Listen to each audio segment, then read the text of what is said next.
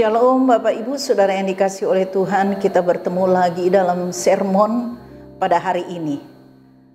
Tema dari sermon kita pada hari ini adalah kebaikan Tuhan yang akan mengajari kita. Saudara-saudara, sebagai orang tua yang baik, yang mencintai anak-anak kita, tidak berarti bahwa kita akan menuruti kehendak atau keinginan anak-anak kita. Tidak selamanya kita harus mengikuti keinginan atau kehendak anak-anak kita kalau kita merasa bahwa itu tidak baik. Itu bisa membahayakan bagi mereka.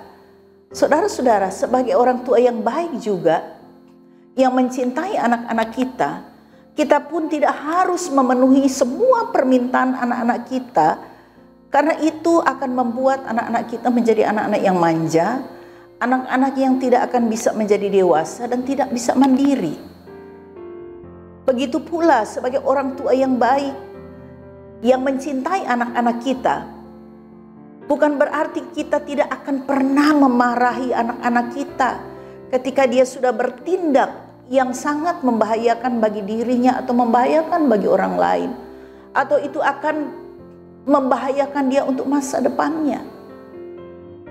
Mungkin kita akan bisa menghajar anak kita kalau memang itu sudah sangat berbahaya. Saudara-saudara yang dikasihi oleh Tuhan Yesus Kristus, ada pepatah kuno atau tradisional dari orang-orang Chinese. Pepatah itu digunakan oleh orang tua untuk mendidik anak-anaknya.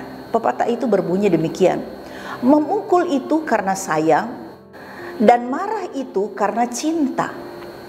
Saudara-saudara, kita sebagai orang tua seringkali kita memarahi anak kita, bahkan kita seringkali memukul, yaitu dengan cemeti misalnya atau dengan tangan, ya. Tetapi pada tempat-tempat yang wajar, itu bukan berarti bahwa kita tidak sayang atau kita tidak cinta. Sesuai dengan pepatah tradisional orang-orang Chinese. Saudara yang dikasihi oleh Tuhan, Tuhan yang kita sembah itu adalah Allah yang baik. Di dalam Mazmur 103 ayat 1 sampai ke 5, firman Tuhan menuliskan demikian. Pujian ini dari seorang raja yang kita kenal, yaitu Raja Daud. Dia berkata, pujilah Tuhan hai jiwaku, pujilah namanya yang kudus hai segenap batinku. Pujilah Tuhan hai jiwaku, dan janganlah lupakan segala kebaikannya. Dia yang mengampuni segala kesalahanmu, yang menyembuhkan segala penyakitmu. Dia yang menebus hidupmu dari lubang kubur, yang memahkotai engkau dengan kasih setia dan rahmat. Saudara-saudara, Tuhan itu sangat baik. Kita sudah baca tadi, saudara-saudara, bahwa Dia mengampuni segala kesalahan kita, menyembuhkan penyakit kita. Dia menebus hidup kita dari lubang kubur. Allah telah menyelamatkan kita. Tuhan telah menyatakan kebaikannya sehingga Dia bisa mengampuni dosa kita. Dia sudah datang ke dunia untuk menyelamatkan kita. Oleh karena Dia adalah Allah yang maha baik, Allah adalah kasih yang berlimpah dengan kemurahan dan anugerahnya. Saudara-saudara, apa yang Tuhan lakukan bagi saudara dan saya, bagi manusia, itu tidak mungkin bisa dilakukan oleh manusia. Tetapi hanya Allah yang bisa mengampuni dosa, hanya Allah yang bisa menyelamatkan manusia. Bahkan menyembuhkan penyakit. Ada banyak penyakit-penyakit yang dokter sudah angkat tangan, tetapi Tuhan bisa menyembuhkan. Saudara-saudara yang dikasihi oleh Tuhan Yesus Kristus, mungkin banyak di antara kita sudah sebagai penyintas COVID-19. Tetapi saudara-saudara, kenyataannya kita ada sampai pada saat ini. Kita bisa sembuh. Itu artinya bahwa Tuhan masih memberikan kesempatan untuk hidup. Karena ada banyak orang yang korban karena COVID, tetapi saudara dan saya masih diberikan kesempatan. Itu berarti bahwa Tuhan masih punya rencana untuk masa depan kita. Itulah sebabnya Dia menyembuhkan kita, Dia menolong kita, Dia menyelamatkan kita. Saudara-saudara yang dikasihi oleh Tuhan, jadi Tuhan itu adalah Allah yang baik. Dia adalah Bapa yang baik. Namun saudara-saudara, sekalipun Allah itu adalah Bapa yang baik, bukan berarti Tuhan akan menuruti semua yang kita minta. Bukan berarti Allah itu adalah Bapa yang baik, kemudian Dia harus mengabulkan setiap doa-doa kita. Saudara-saudara yang dikasihi oleh Tuhan, bukan berarti Dia tidak bisa mengingatkan kita ketika kita bertindak yang tidak benar. Bukan berarti Dia tidak bisa menghajar kita ketika kita sudah berulang-ulang melakukan hal-hal yang membahayakan jiwa kita, yang membahayakan orang lain. Saudara-saudara, dalam kitab Wahyu pasal 3 ayat 19a, firman Tuhan berkata, barang siapa ku kasihi, aku tegur dan aku hajar. Hajar ini berarti ada sesuatu yang dibuat Allah sakit, ya. Bukan sakit secara jasmani, tetapi bisa saja kita alami sesuatu yang membuat kita harus menderita masalah yang besar.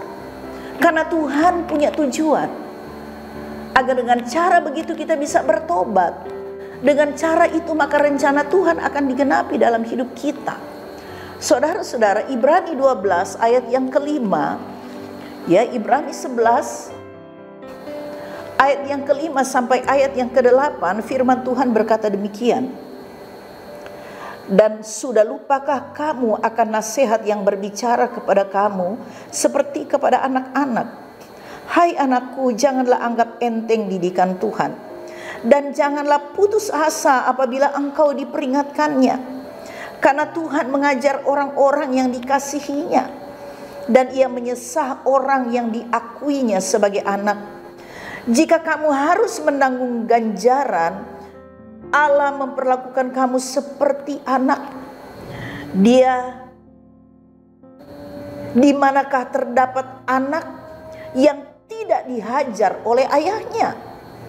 Tetapi jikalau kamu bebas dari ganjaran yang harus diderita setiap orang, maka kamu bukanlah anak, tetapi anak-anak gampang.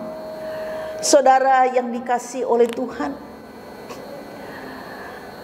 anak yang dikasihi oleh Tuhan, sekali lagi di sini dalam surat Ibrani menegaskan bahwa Tuhan tidak segan-segan untuk menasihati kita, untuk menegur kita, bahkan untuk menghajar kita. Karena kita sudah diakui sebagai anak-anaknya ketika kita percaya kepada Dia. Kalau Dia tidak melakukannya, Dia tidak menegur, Dia tidak menghajar, ya, maka dikatakan maka kita ini sebenarnya adalah anak-anak gampang. Di dalam terjemahan bahasa Indonesia sehari-hari ini diterjemahkan anak yang tidak sah. Anak yang tidak sah berarti kita adalah anak-anak dari pribadi yang lain. Mungkin anak dari iblis. Kita belum menjadi anak-anak Allah. Saudara-saudara yang dikasihi oleh Tuhan, jadi justru yang patut dipertanyakan, ya, ketika ada seseorang yang mengaku percaya kepada Tuhan Yesus dan kemudian hidupnya itu sudah menyimpang jauh dari kehendak Tuhan, tetapi hidupnya dia masih merasa baik-baik saja.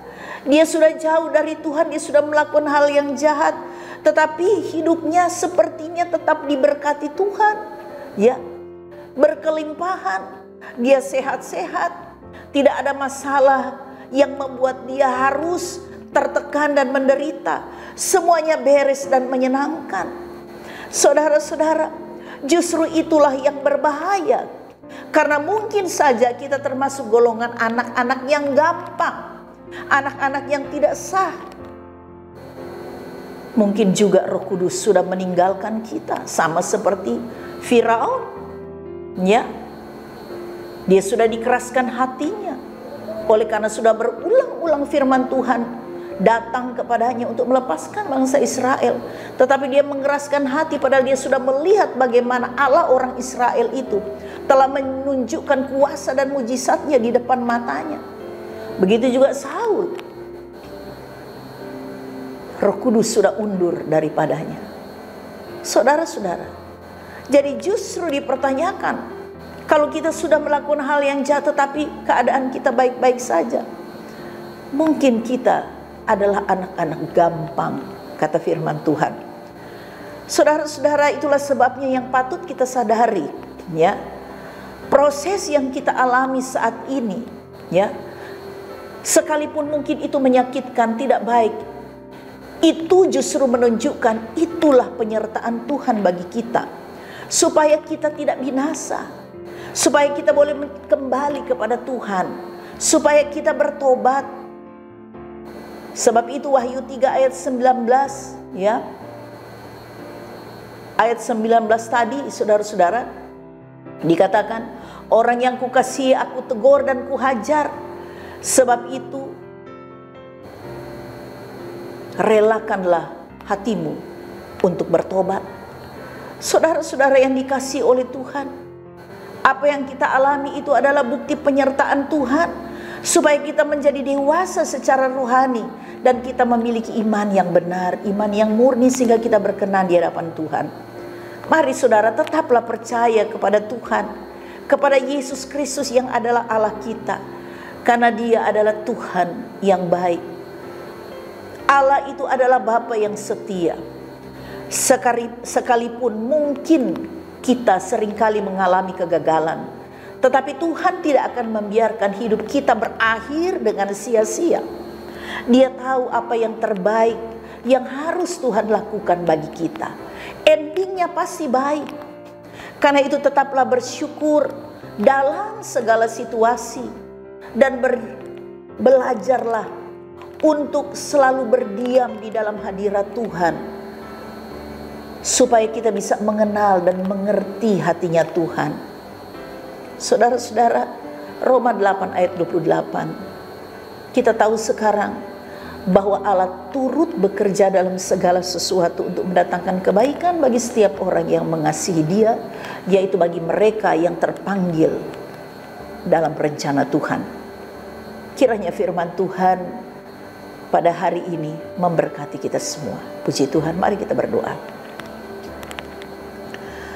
Tuhan Yesus, terima kasih, kami percaya apa yang Tuhan sudah sampaikan kepada kami sebagai peringatan bagi kami, bahwa apapun yang Tuhan izinkan terjadi dalam hidup kami, itu berarti bukti bahwa penyertaan Tuhan atas hidup kami. Tuhan tidak pernah membiarkan kami untuk hancur. Tuhan tidak pernah membiarkan kami untuk kami berjalan menurut pikiran kami sendiri. Itulah sebabnya Tuhan, Engkau selalu menuntun kami, mengingatkan kami ketika kami sudah menyimpang dari jalan yang sesungguhnya, yang sesuai dengan kehendak Tuhan. Terima kasih Bapa di surga. Biarlah setiap jemaat Tuhan, setiap orang yang mendengarkan firman Tuhan ini dapat mengerti bahwa Tuhan, Engkau adalah Allah yang baik. Engkau selalu punya rancangan yang terbaik atas hidup kami.